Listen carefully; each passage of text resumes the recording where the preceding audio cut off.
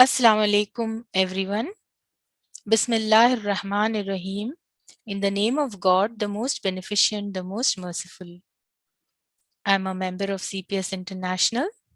Islam, being a revealed religion, should be understood from its original scriptures, which consist of the Quran, which is the word of God, and the teachings and life of the Prophet. These sessions, comprising of 30 minutes, bring to you the message of the Quran and Hadith. The contents of the talk are based on the understanding of Islam as presented in CPS literature. For further information, kindly log on to our websites and Facebook. Discovery of God in the light of modern knowledge and science. That's our topic. We'll begin with a few initial points. See, it is commonly understood that science requires proof and religious belief requires faith. It means that science and religion are considered as two opposites. Is this really the case? Is there no scientific approach to prove the existence of God? We sincerely believe that the basic tenets of religion, like the existence of God, can be explained on a purely scientific basis. The history of thought informs us a number of arguments have been put forth to prove the existence of God. Some of the classical arguments for the existence of God are the ontological argument. According to this argument, the concept of God is universal. It is found in all and every society across the ages. There is no community without this concept. This universality of thought makes way for the argument that God exists. Then the second one is the cosmological argument. It is common observation that the universe functions on the principle of causality. Behind every action and event, there is a cause. There must then be the first cause that set in motion the whole universe. This first cause is named God. Then we have the teleological argument. This is also known as argument from design or the intelligent design argument.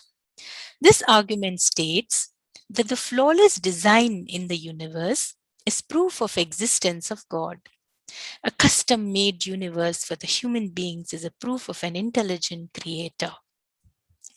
The moral argument. Human beings are trying to be perfect in the moral sense. This argument infers then that there must be a being who's perfect in all respects. The prevalence of evil and injustice gives way to the belief that there must be good reward for good deeds and punishment for bad deeds. With the advent of science, all these arguments were challenged. The age of science propelled some minds to first question and then reject the existence of God altogether. However, science also brought new questions and new evils in its wake. I will read one passage here from Time magazine. Science was the bringer of light in the 19th century. Science has become the 20th century's caster of darkness.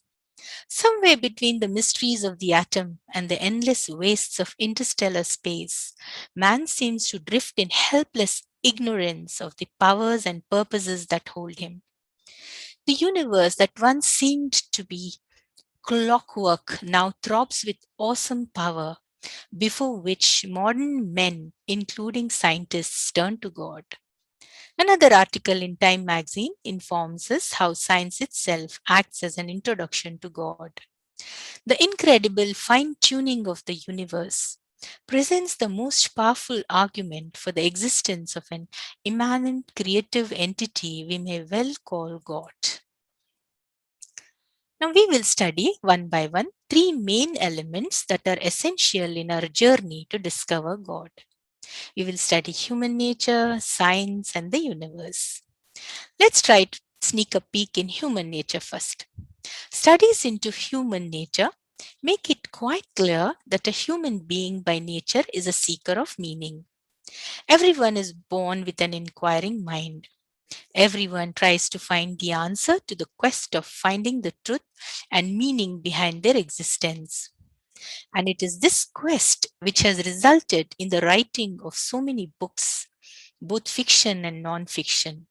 All are directly or indirectly related to the subject of the quest for truth. The Austrian neurologist and psychiatrist Viktor Emil Frankl authored a book in 1946 called Man's Search for Meaning. Many authors over the years have written books with similar titles. During more than 300 years of the printing press, millions of books have been published in different languages. If a common title were to be suggested for these books, it would, without doubt, be In Search of Meaning. When a person reaches the age of maturity, his first concern is earning his livelihood. He opts for various kinds of jobs or engages in different types of economic activity. When he becomes engaged in some work, he goes through a period of satisfaction. Then gradually a time comes when he realizes that his job is not giving him what he had been in search of. Certainly, he gets his bread, but as Jesus Christ rightly said, man does not live by bread alone. To earn one's bread is everyone's first need, but bread can satisfy only one's physical requirements. It fails to give any intellectual satisfaction or add meaning to one's life. This is the main cause of frustration and despair experienced by almost everyone today. According to the Big Bang Theory, the universe was born about 13.8 billion years ago. Everyone thinks on these lines. Billions of years ago, I was a non existent entity in this vast universe. Then I was born, and nature made me part of the population of the world. Every person, consciously or unconsciously, yearns to know how he came into existence. Everyone tries to understand the meaning of his existence in this world. There are few who have not frequently reflected on existence.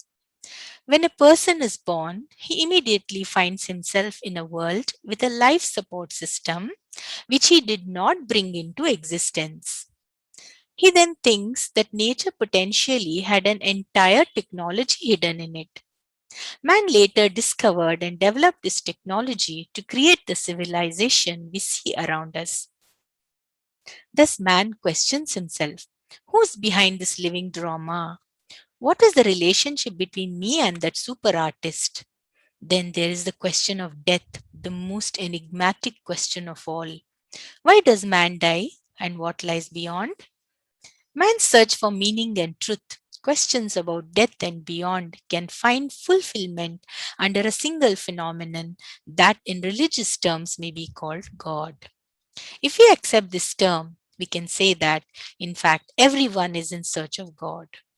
It is God who gives meaning to all phenomena because after finding God, everything falls into place. Separated from his mother in a crowd, a little boy was running around anxiously. He was crying and continually saying, "Where is my mother?" When he found his mother, she took him in her arms. Instantly, the boy stopped crying and became calm and satisfied. This incident illustrates the case of man. Everyone, knowingly or unknowingly, is in search of God. During this search, he runs towards various things. But when they come within his reach, he very soon realizes that he has not found the answer to his search. This has been true of every human being throughout the history of humankind. God is not something which one finds from external sources. It's a matter of self discovery. God can only be discovered by an individual himself. It is only the self discovered God that can give you conviction. If you want to make your life meaningful, you have to take up this question on a priority basis. It is your own study and contemplation through which you can discover God.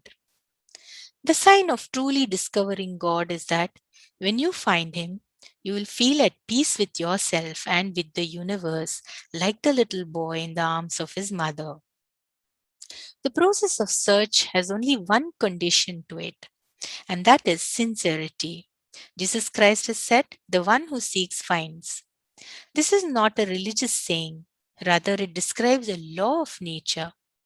One who is truly sincere in his search will certainly reach his goal. Let us now turn our attention to science. Science is the study of nature. Nature comprises of everything we call the universe.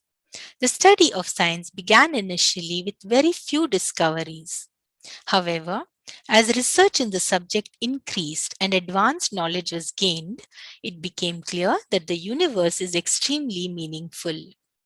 Any explanation of the universe which does not take into account its meaningfulness contradicts the findings of science. Consider, for instance, that scientific knowledge has revealed that a vast expanding universe is characterized by intelligent design in its every aspect. Now, if it is not accepted that the universe has an intelligent designer behind it, then this extraordinarily meaningful universe and all of its phenomena become strange and inexplicable. Similarly, research on the universe has shown that it is custom made for human beings. Or, in other words, the universe is completely in accordance with the requirements of sustaining a creature like man. If we do not believe in the existence of a creator who created such remarkable consonance between the universe on the one hand and human beings on the other hand, then there would not be any other coherent explanation for this harmony between two distinct entities. Moreover, discoveries in various scientific disciplines indicate that there is meticulous coordination between the numerous components of the universe. An aspect of the universe which has astonished scientists is the presence of fine tuning in the constants of nature. For example, the cosmological constant is responsible for the acceleration of the universe at its current rate. This constant has a very precise value, a value it had to have for galaxies to form, for stars to form, and for us to be here. Such features of the universe are truly mind boggling. I will quote an excerpt from a book review by physicist Alan Lightman on the book Why Science Does Not Disprove God by mathematician Amir D. Axel. There is, this is the quote, there is plenty of good scientific evidence that our universe began about 14 billion years ago in a big bang of enormously high density and temperature long before planets, stars, and even atoms existed. But what came before? Cross, in his book, discusses the current thinking of physicists that our entire universe could have emerged from a jitter in the amorphous haze of the subatomic world called the quantum foam, in which energy and matter can materialize out of nothing. On the level of single subatomic particles, physicists have verified in the lab that such creation from nothing can occur. Cross's punchline is that we do not need God to create the universe. The quantum phone can do it quite nicely all on its own. Axel asked the obvious question, but where did the quantum foam come from? Where did the quantum laws come from? Hasn't Cross simply passed the buck? Legitimate questions, but ones we will probably never be able to answer. It's the fine tuning problem. For the past 50 years or so, physicists have become more and more aware that various fundamental parameters of a universe appear to be fine tuned to allow the emergence of life. Not only life as we know it, but life of any kind. For example, If the nuclear force was slightly stronger than it is, then all of the hydrogen atoms in the infant universe would have fused with other hydrogen atoms to make helium, and there would be no hydrogen left. No hydrogen means no water. On the other hand, if the nuclear force is substantially weaker than it is, then the complex atoms needed for biology could not hold together. In another, even more striking example, if the cosmic dark energy discovered 15 years ago, see, when this book was written, it was 15 years ago, now it is 23 years since this discovery, were a little denser than it actually is, our universe would have expanded so rapidly that matter could never have pulled itself together to form stars. And if the dark energy were a little smaller, the universe would have collapsed long before stars had time to form. Atoms are made in stars. Without stars, there would be no atoms and no life. So the question is why? Why do these parameters lie in the narrow range that allows life? Let's know a few findings of the study of nature. See, science is not a religious subject, and its concern is certainly not the discovery of God. The subject of science is simply the objective study of creation. However, the study of creation naturally includes the study of the Creator as well. This is why scientific research into creation has become a means of revealing aspects of the Creator.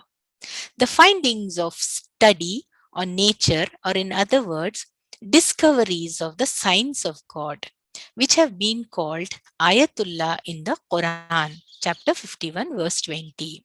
See, Ayatullah is an Arabic word which means science of God. From this perspective, it would be right to say that the discovery of the meaningfulness of creation is essentially the discovery of an intelligent creator. What is the purpose of human life now as per the Quran? See, the purpose of human life has been stated in the Quran in these words. I have created the jinn and humankind only so that they might worship me. Chapter 51, verse 56. Here, the words worship me is interpreted as discover me. A human being has been created with independent thinking and free will.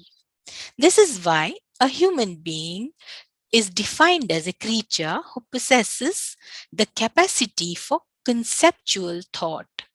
The test of an individual is to utilize this mental ability granted to him, develop his thinking power, and discover God through a process of study, observation, and contemplation. There are two levels of this discovery of God. The first is to discover God at the level of common sense, and the second is to discover one's creator at the level of scientific knowledge and understanding. Since past thousands of years, it was required of man to discover God by putting to use his basic level of reasoning and awakening his inherent nature. If a person is truly sincere, his common sense alone would be instrumental in making him reach God. The second level of discovery of God is through study of science. This involves gaining knowledge about the signs of God hidden in the universe and arriving at a rational discovery of God by increasing one's learning of natural phenomena. For such kind of comprehension, the supporting data provided by scientific research is crucial for study and reflection. Merely logical thinking is not enough to arrive at a scientific realization of God. For this, scientific findings on nature are a prerequisite. The knowledge of the laws of nature, therefore, play a very important part in discovering God at a rational level.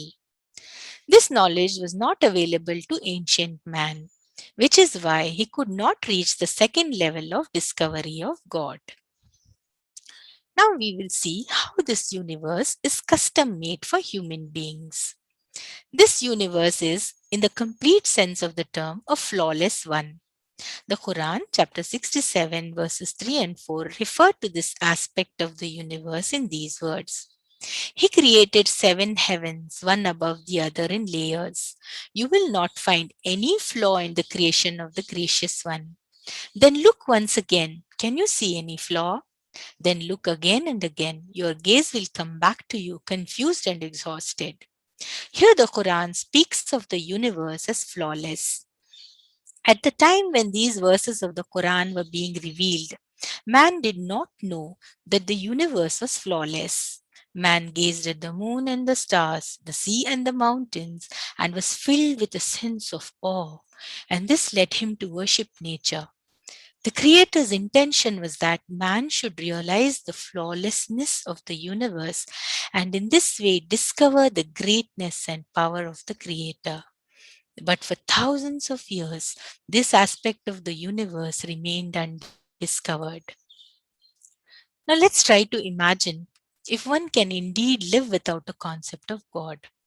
What do we do when we face calamities? I'll read out a passage from March 28, 2021 issue of The Guardian. The article is titled, How Do Faithless People Like Me Make Sense of This Past Year of COVID? It was written by John Harris. I'm reading it now. In the first phase of the pandemic, there were clear signs that a lot of us needed much more. Across 95 countries, Googling the word prayer increased by 50%, surpassing the level associated with Christmas and Ramadan. In April 2020, a service led by the Archbishop of Canterbury from his kitchen table drew 5 million viewers, described by the Church of England as the largest congregation in its history. And since then, as churches, mosques, synagogues, and temples have been at the heart of some communities' COVID experiences, the symbols and rituals of religion have made very visible comebacks.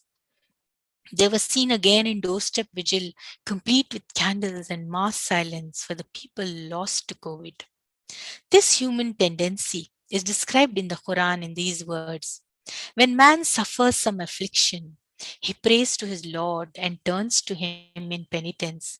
But once he has been granted a favor from God, he forgets the one he had been praying to. Chapter 39, verse 8. Another verse from chapter 30, verse 33. When an affliction befalls men, they cry out to the Lord, turning to him in repentance. See, the truth of the matter is that religious narrative is an integral part of human life. Disbelief makes this world meaningless. The bad experiences in life are part of the divine test. Those who respond positively to this test would be rewarded in the hereafter. The only possible explanation of this universe is to believe in a universe with God. The other option, according to John Harris, poses questions. He says, life without God has turned out to be life without fellowship and shared meaning. It's quite clear that an ideology that negates the authenticity of the religious narrative is quite incapable of finding meaning in seemingly negative experiences. When the limit of human intelligence is reached without providing credible answers, where do human beings turn to? It's time to discover the true significance of scientific inquiries. There are innumerable proofs to help human beings discover God. Why do then people still wish to lead a life without discovering God? The answer lies in the creation plan of God. An attribute of God is that He manages human history.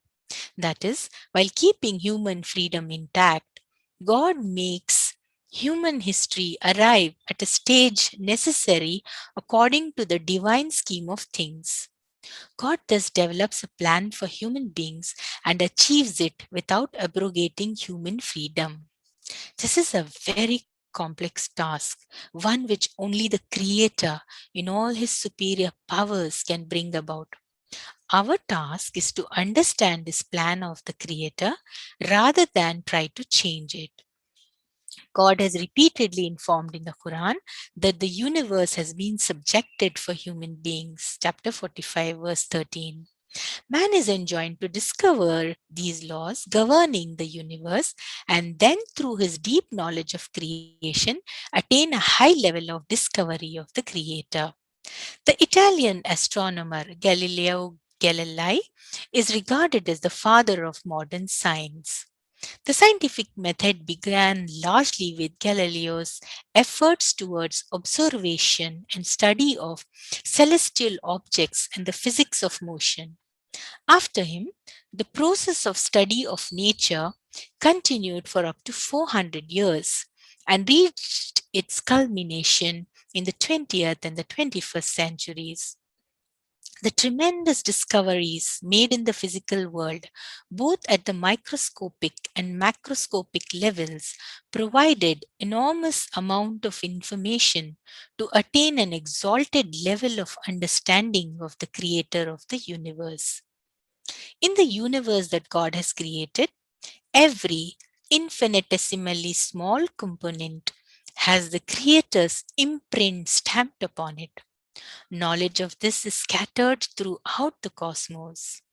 God gave human beings a rational way of thinking so that they could themselves discover the hidden wisdom of the Creator in His creation. Modern science is the other name for unfolding of the hidden wisdom of the universe. We've come to the end of the session. To summarize, I would like to state that the existence of God is not a vague concept. The world within and outside human beings bears testimony to the existence of God. Instead of negating the existence of God, the modern knowledge helps and guides us to discover God in all His glory. In the next session, we'll present the Islamic concept of God, which stands the test of time and of the test of scientific thought. Do connect with us. Please log in every Saturday at 7:30 p.m. Indian Standard Time to participate in this class. Mail your feedback and questions on this topic, if any, to feedbackqa.cfp@gmail.com. Thank you for your precious time and interest. God willing, we'll meet next Saturday, the 10th of July, 2021. And in the end, our call will be Glory be to God, the Lord of the universe.